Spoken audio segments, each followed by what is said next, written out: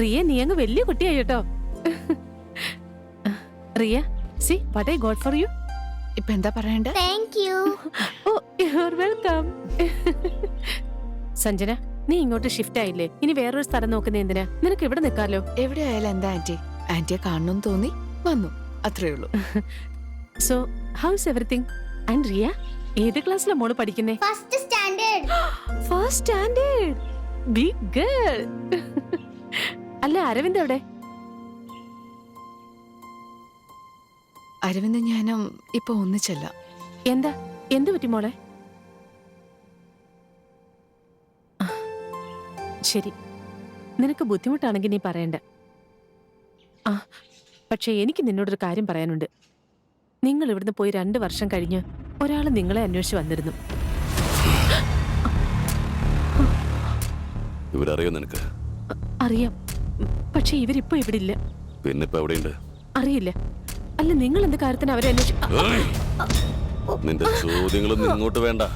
മര്യാദക്ക് പറഞ്ഞോ, ഇല്ലെങ്കിൽ കൊന്നുകളയും നിന്നെ. അവരെ ഞാൻ എപ്പോഴെങ്കിലും ഇനി കണ്ടുമുട്ടിയാ നിങ്ങൾ ആരാണെന്ന് ഞാൻ അവരോട് പറയണ്ടേ? അവരുടെ കൂടെയുള്ളത് എന്റെ മോളാണെന്ന് പറഞ്ഞാൽ മതി.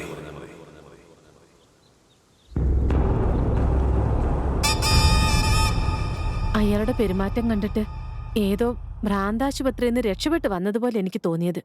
അതുകൊണ്ട് തന്നെ ഞാനതത്ര കാര്യമായിട്ട് എടുത്തില്ല. പക്ഷെ അത് കഴിഞ്ഞ് 2 ദിവസം കഴിഞ്ഞപ്പോൾ ടിവിയിൽ ഒരു ന്യൂസ് കണ്ടു. മാനസിക നില തകരാറിലായ ഒരു വ്യക്തി മാനസിക ആരോഗ്യ കേന്ദ്രത്തിൽ നിന്നും രക്ഷപ്പെട്ട് 2 പേരെ കൊലപ്പെടുത്തി സ്വന്തം വീട്ടിൽ വെച്ച് പെട്രോൾ ഒഴിച്ച് കത്തിച്ച സംഭവം ഞെട്ടലുളവാക്കിയിരിക്കുകയാണ്. പ്രതിക്കായി പോലീസ് തിരച്ചിൽ ഊർജിതമാക്കി. അത് കണ്ടു കഴിഞ്ഞപ്പോൾ എനിക്കെന്റെ മനസ്സിൽ തോന്നി, ഇവിടെ നടന്ന കാര്യങ്ങളൊക്കെ നിങ്ങളെ അറിയിക്കണമെന്ന്.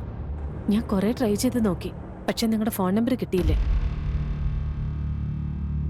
ആ സംഭവങ്ങളൊക്കെ കഴിഞ്ഞിട്ട് ഇപ്പൊ 2 വർഷമായി. പെട്ടെന്ന് നിന്നെ കണ്ടപ്പോ പറയണമെന്ന് തോന്നിയതുകൊണ്ട് പറഞ്ഞു. റിയ, കുറച്ചുകൂടെ കഴിക്കുമോളെ. ശരി, കഴിക്ക്. ഞങ്ങൾ ഇറങ്ങാണ്.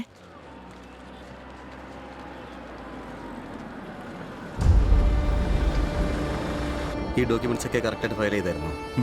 ഇത് വളരെ ഇമ്പോർട്ടൻ്റ് ആയ ഒരു കേസാണ്. ശരി സർ. Good morning sir. എല്ലാം നമുക്ക് അനുകൂലമാണ് സാർ. മോളെ നമുക്ക് തന്നെ വിട്ടുതരും. വേണ്ടി വന്ന ജഡ്ജിയെയും നമുക്ക് കാണാം. എത്ര ചെലവായാലും സാരമില്ല. എന്റെ കുഞ്ഞിനെ എനിക്ക് തന്നെ കിട്ടണം. Sure sir.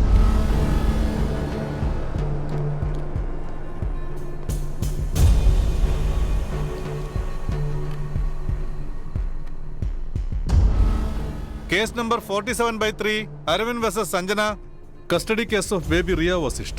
Kindly follow the proceedings. Your honour, എന്റെ കക്ഷി അരവിന്ദ് സമൂഹത്തിൽ മാന്യതയുള്ള ഒരു വ്യക്തിയാണ്. സാമ്പത്തികമായും ഉയർന്ന നിലയിലാണ്. അതുകൊണ്ട് തന്നെ കുട്ടിക്ക് നല്ല എഡ്യൂക്കേഷനും ഫെസിലിറ്റിയും കൊടുക്കാൻ ഇദ്ദേഹത്തിന് കഴിയും. കുട്ടിയുടെ ഫ്യൂച്ചറും സുരക്ഷിതമായിരിക്കും. സോ കുട്ടിയുടെ സംരക്ഷണം എന്റെ കക്ഷിയായ അരവിന്ദിനെ ഏൽപ്പിക്കണമെന്ന് കോടതിയുടെ താഴ്മയെ അപേക്ഷിക്കുന്നു. Any defense? Yes your honour. My learned friend public prosecutor വളരെ നല്ലൊരു പോയിന്റാണ് റേസ് ചെയ്തിരിക്കുന്നത്. പക്ഷേ ഇത്രയും ബിസി ആയിട്ടുള്ള അദ്ദേഹത്തിന് കുഞ്ഞിനെ നോക്കാനുള്ള സമയം കാണോ? ഒരുപക്ഷെ കയ്യിൽ ഒരുപാട് കാശുള്ളതുകൊണ്ട് ഗാർഡിയൻസിന് വെക്കുമായിരിക്കും. അങ്ങനെ ഗാർഡിയൻ ആവാൻ പറ്റുമായിരിക്കും, പക്ഷേ അമ്മയെ റീപ്ലേസ് ചെയ്യാൻ പറ്റില്ല. കൂടാതെ സാറിന് ഫാമിലിയേക്കാൾ പ്രയോറിറ്റിയുള്ള മറ്റു കാര്യങ്ങളുണ്ടെന്നാണ് അറിയാൻ കഴിഞ്ഞത്. Objection your honour. കേസുമായി ബന്ധമില്ലാത്ത കാര്യങ്ങൾ കോടതിയിൽ ഡിസ്കസ് ചെയ്തേ ഇദ്ദേഹം എന്റെ കക്ഷിയെ പേഴ്സണലായി ടാർഗറ്റ് ചെയ്യുകയാണ്. Objection sustained. കേസുമായി ബന്ധപ്പെട്ട കാര്യങ്ങൾ മാത്രം ഡിസ്കസ് ചെയ്താൽ മതി mister Rahul. Okay your honour. പോയിന്റിലേക്ക് വരാം. റിയയ്ക്ക് ഇപ്പോൾ 5 വയസ്സുണ്ട്. തനിക്ക് എന്താണ് ഇമ്പോർട്ടന്റ് എന്ന് മനസ്സിലാക്കുന്നതിന് മുൻപ് അവളുടെ അമ്മയ്ക്ക് എന്താണ് പറയാനുള്ളതെന്ന് ബഹുമാനപ്പെട്ട കോടതി കേൾക്കണം. അവരോട് സംസാരിക്കാൻ കോടതി അനുവദിക്കണമെന്ന് ഞാൻ അപേക്ഷിക്കുകയാണ്. Permission granted.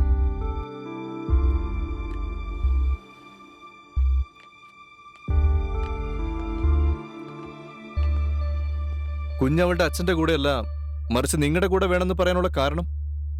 ഒരു കൊച്ചു അമ്മ ഇല്ലാതെ വളരുന്നത് നരകതുല്യമാണെന്ന് എന്നെക്കാളും അറിയാവുന്നവരാരും ഉണ്ടാവില്ല.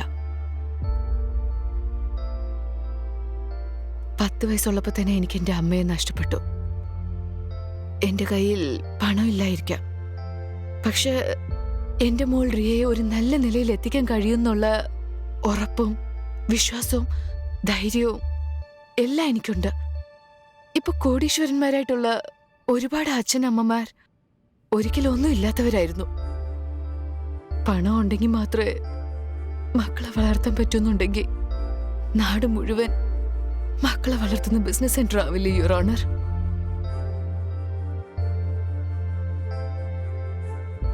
എന്നെ മനസ്സിലാക്കണം യുവർ ഓണർ. എനിക്ക് മോളില്ലാതെ ജീവിക്കാൻ കഴിയില്ല.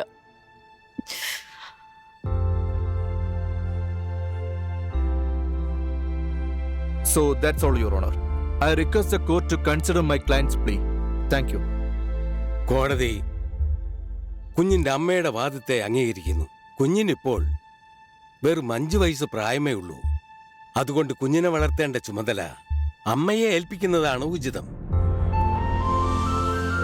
So I order the custody of the kid to be given to Miss Sanjana. Thank U.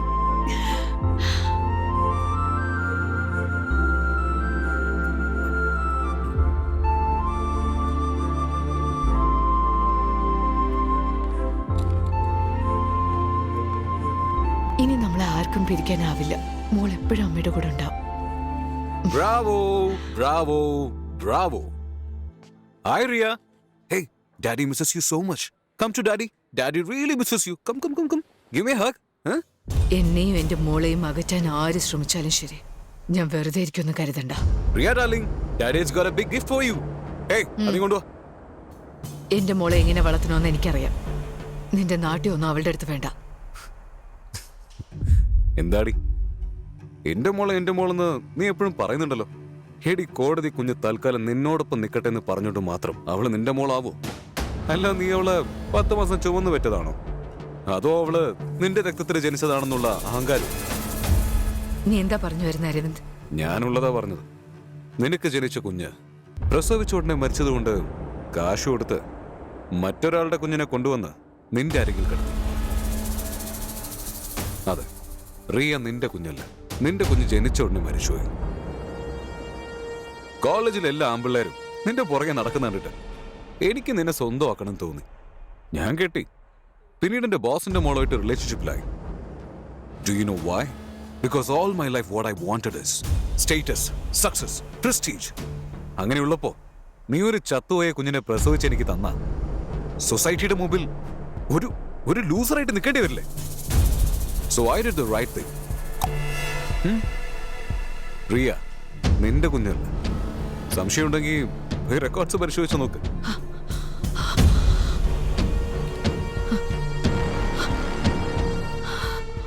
ഒരാൾ നിങ്ങളെ അന്വേഷിച്ച് വന്നിരുന്നു. ഇവരറിയോ നിനക്ക്? അവരുടെ കൂടെയുള്ളത് എന്റെ മോളാണെന്ന് പറഞ്ഞാൽ മതി.